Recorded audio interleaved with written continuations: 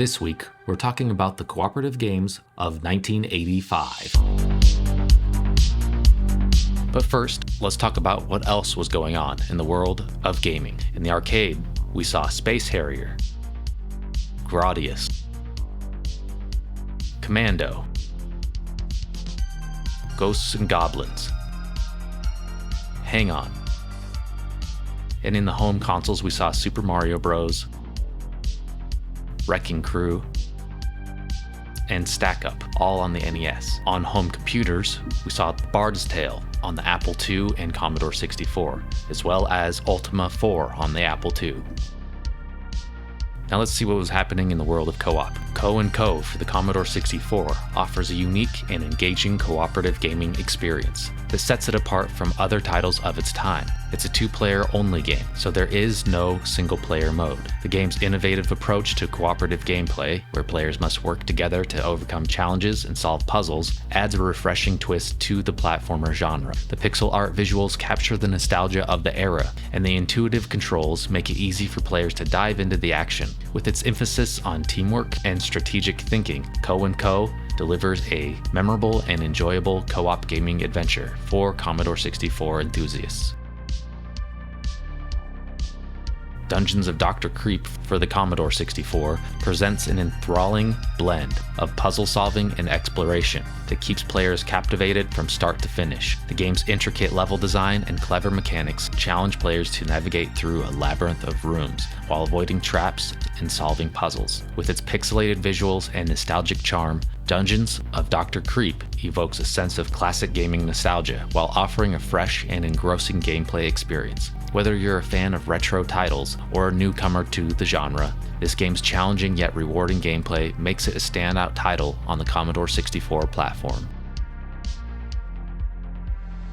Gauntlet, the iconic arcade game of 1985, delivers an adrenaline-pumping cooperative dungeon crawl experience that has stood the test of time. With its choice of 4 unique characters, each with distinct abilities, the game entices players to strategize and work together to conquer hordes of enemies and devious traps. The relentless action, combined with its challenging levels and power-up mechanics, keeps players engaged in a relentless quest for treasure and survival. Gauntlet's timeless appeal lies in its ability to bring friends and gamers of all ages together, fostering camaraderie and excitement within its dark and perilous fantasy world.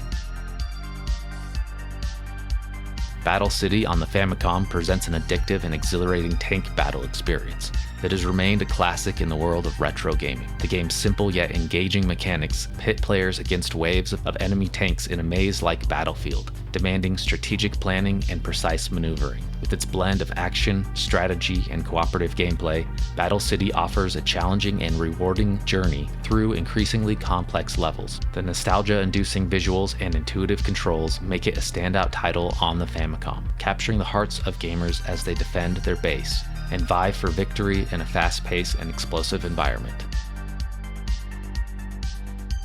Gyromite for the NES introduces players to the innovative world of Rob the Robot, offering a unique gameplay experience that cleverly combines physical and digital interaction. Guiding Professor Hector through a series of puzzles and obstacles with the help of Rob's motorized platforms adds a tactile dimension to the gameplay. But that's not the best way to play it. Just hand that controller to a real human player and it'll be a lot more enjoyable. You work together, coordinating your actions to navigate the challenging levels. One player is controlling the pipes, while the other player controls Hector to get through the mazes. While Gyromite's reliance on Rob the Robot limited its accessibility, the game remains a testament to Nintendo's creativity and early experimentation with novel gaming concepts that laid the foundation for future innovations in the industry.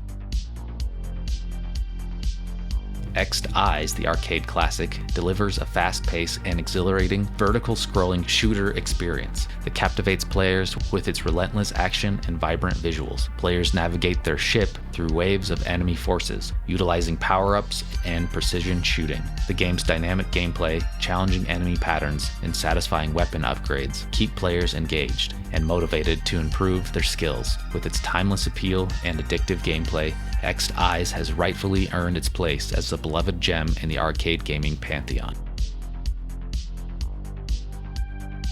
Released in the same year as the iconic adventure comedy film directed by Richard Donner, The Goonies by Datasoft brings the movie's charm to the Commodore 64 in the form of a multi-screen action-adventure game designed for 1 or 2 players. Players take control of 2 Goonies, each with their unique abilities, tasked with collaboratively solving puzzles and finding the exit on every level. The single-player mode allows swift character switching by pressing the fire button, while in the 2-player cooperative mode, both players control separate Goonies simultaneously. The gameplay involves intricate puzzles. For instance, the initial level presents a scenario where players must use a money printing machine to distract a patrolling enemy. While the graphics might lack vividness and detail, they effectively establish the game's atmosphere. Background music, a modified version of Cyndi Lauper's The Goonies Are Good Enough, complements the gameplay. Despite its challenges and shortcomings, The Goonies garnered positive reviews upon its release and continues to offer an enjoyable experience that captures the spirit of the film.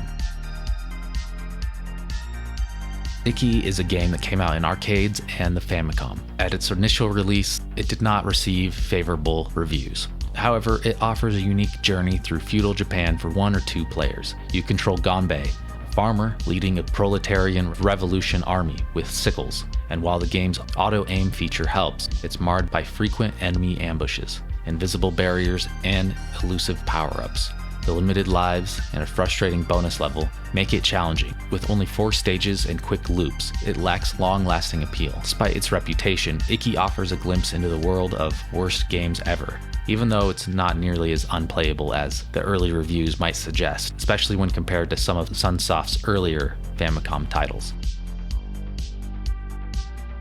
Sky Kid, a classic arcade title from 1985, offers a nostalgic dive into the early days of Namco's gaming history. In this straightforward shoot-'em-up, players assume the roles of unlicensed World War I aviators, the Red Baron and the Blue Mac, as they engage in dogfights and complete mission-based objectives by shooting down enemy planes and dropping bombs. The game's unique horizontal scrolling from right to left, departure from the genre's left-to-right norm, adds a touch of distinctiveness. While Sky Kid might seem basic compared to later shoot-'em-up titles, it's a charming piece of gaming history that showcases Namco's roots in arcade gaming.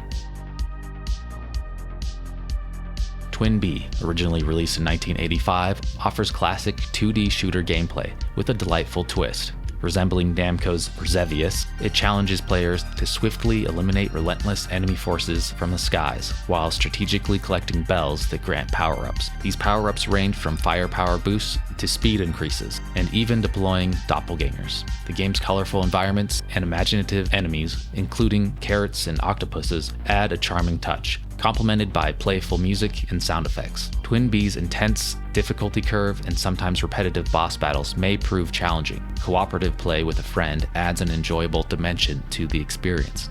Despite some shortcomings, Twin Bee remains a nostalgic and addictive vertical shoot-'em-up that captures the essence of old-school gaming.